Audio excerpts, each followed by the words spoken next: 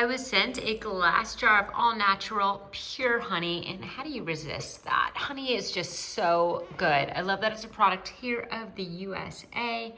Nice, beautiful, simple packaging on this one. And it does tell you that it will granulate over time, so you can just pop it in warm water to liquefy it again. I made a matcha for my morning drink, and it's unsweetened, so it could definitely use some honey. So let's go ahead and pop some in there.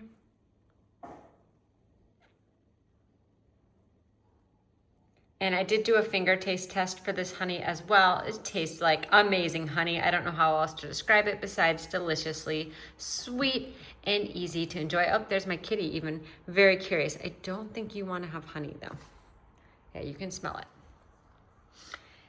And if you are looking for a good honey, one that will even make your pets curious, this one is a great one.